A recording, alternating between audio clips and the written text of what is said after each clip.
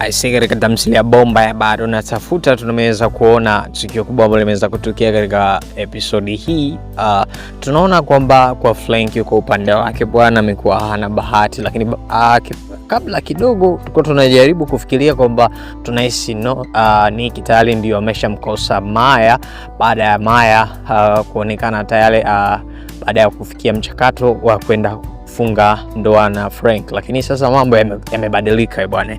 Sasa tumeweza kuona baada ya episode yetu ilivyoanza, tuliweza kumuona Nicky akielekea kwa Maya. Wakati huo aliweza kumkuta saloni na kuweza kumzungumza naye na kuweza kumwambia kuhusu, kumuuliza kwamba je, una furaha kwa kuolewa na Frank?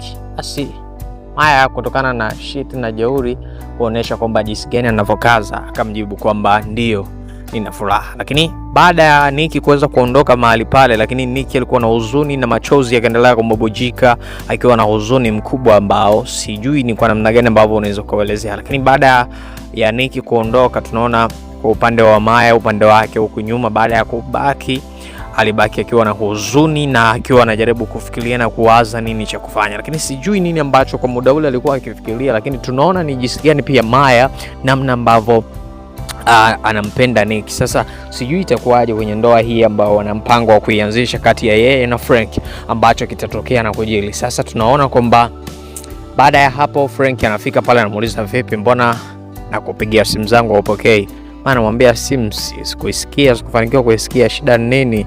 Umeona? Lakini hakuelewa kwamba Frank changamoto ni nini. Maya anamjibu, anamwambia hapana, sikuisikia simu ndio maana sikuweza kupokea. Lakini tunaona Maya alikuwa katika dimbwi zito la mawazo na kuendelea kutafakari kuhusu Nicky. Lakini baada ya hapo Nicky, Frank anamwambia kwamba bwana, sasa tuondoke kwa sababu nimejaribu kukutafuta kwa muda mrefu na nilikuwa na hofu juu yako. Sasa baada ya hapo wanahitaji ile wanataka kuondoka tu, wametoka hatua kadhaa, wanasikia kuna wadada wamekaa pale nje wanajaribu kuzungumza, kuna ajali ambayo imetokea hapa na kuna mkaka ambaye ameweza kugongwa na damu nyingi sana zimemtoka. Lakini baada ya hapo Maya anashtuka sana, anajiuliza huyu atakuwa ni nani?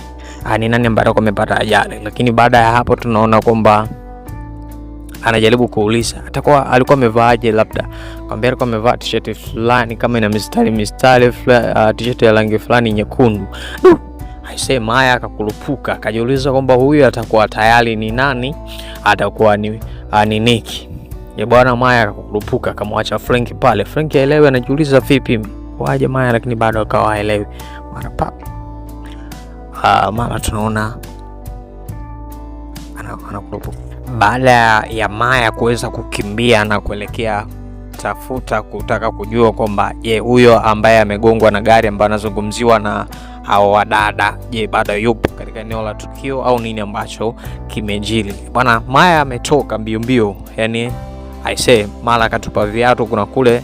Mwisho wa siku Frank anaamua kuchukua mwenyewe viatu na kuanza kukimbia naye nyuma. Maya mbele, yupo nyuma. Mbio huku Maya akaenda kutafuta katika eneo la tukio kwamba ni maeneo gani ambapo huyo mtu alipogongwa. I say ni hatari by the way, sijui itakuwaje, lakini tunaona kwamba ni jinsi gani Maya anavompenda Nicky mpaka kufikia wakati ni siku yake ambayo ni ya ndoa. Imagine kwa mfano yuko katika yuko saluni, lakini ni siku ambayo sasa anaenda kutimiza na kwenda kufunga ndoa au katika sherehe yake ya harusi.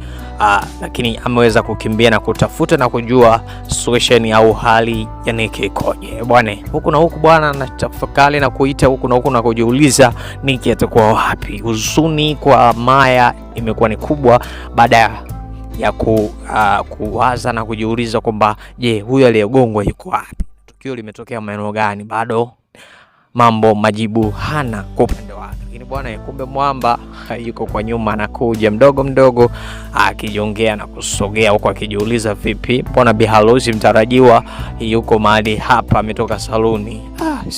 Mara huko na kule bwana, Maya akamwona Nicky.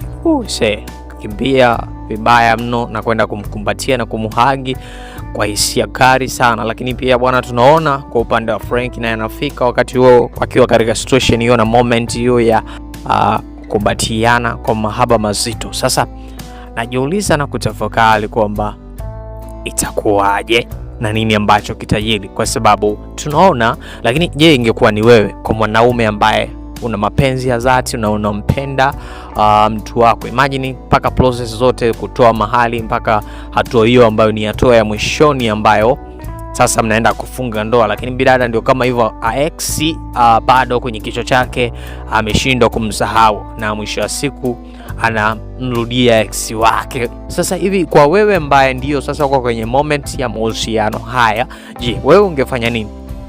Je, ungekuwa shujaa kama Franky namna ambavyo alivyofanya, au nini ambacho ungekifanya? Kwa sababu tunaona Franky baada ya kuona situation ile akamwambia kwamba okay, nimeona siwezi kuwa kama Nicky, kwa hiyo mimi nikuombe Nicky, nikuache na Maya. Lakini pia kitu kingine ambacho alijaribu kuzungumza ni kwamba kwa namna ambavyo kiufupi umepata mwanamke mzuri kama Maya, lakini sitegemei utampoteza tena. Basi Mwamba anajibu kwa jeuri na kusema kwamba naye hatompoteza tena Maya. Kwa hiyo ngoja tuone labda Nicky atakuwa amejifunza, kwa sababu tunakumbuka katika episodi za nyuma namna Nicky alivyozungumza before kwamba hakuwa na mapenzi ya dhati na Maya. Lakini je, vipi ataweza kustand na kutokurudia makosa yale ambayo alishawahi kuyatenda kabla, au nini ambacho kitatokea? Ngoja tuone katika episodi hii ya Bado Natafuta. Lakini tunaona kuna mambo makubwa ambayo sasa yanakwenda kutokea katika episodi hii. Sasa tuone aje penzi kurudi upya tena kwa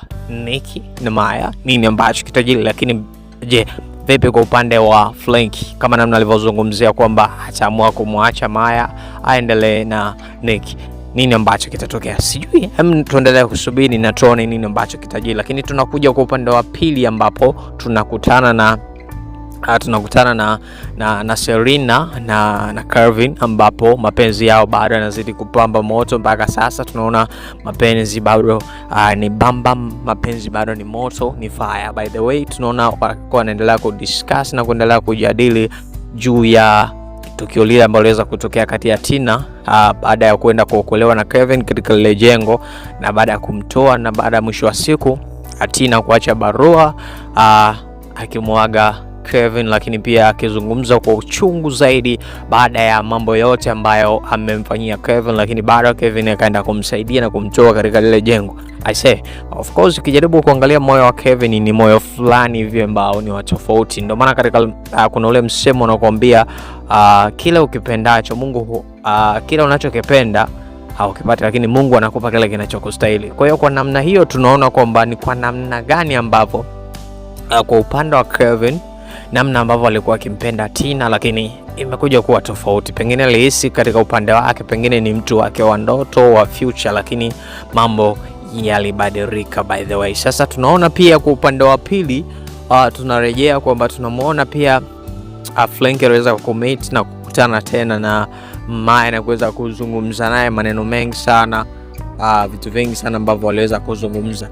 Kwa hiyo tunaona kwamba the situation ambayo iliweza kutokea hapa sasa, sijui ambacho nini kitajiri, lakini ngoja tuone ambacho kitakwenda kujiri, kwa sababu tunaona Franky ameamua ku give up na kusema basi, lakini anajaribu kujiuliza na kumuuliza Maya kwa nini hakusema mapema, kama pako nasubiria situation kama hii mimi kuzarilika mbele ya ndugu zangu, jamaa na marafiki, paka hatua hii ambayo tumefikia, hatua hii ambayo tumefikia mpaka sasa. Lakini okay, Franky anasema basi hakuna namna, kwa sababu tangu mwanzo alikuwa muwazi na nilikuwa najua ni kiasi gani nampenda Nicky, lakini nilijaribu kujitahidi kwamba ni kwa namna gani ambavyo napambania wewe kukaa upande wangu. Kiufupi mimi nilikupenda na nikawa nilikupenda sana, lakini ndio hivyo, sina namna, kwa sababu moyo wako tayari kuna mtu ambaye anakupa furaha. Ni maneno mbaya kutoka kwa Franky ambaye aliweza kuzungumza kutoka katika kinywa chake. Sasa ngoja tuone nini ambacho kitajiri, na vipi kuhusiana na mahusiano yake hayo yaliyorudi tena kati ya Nicky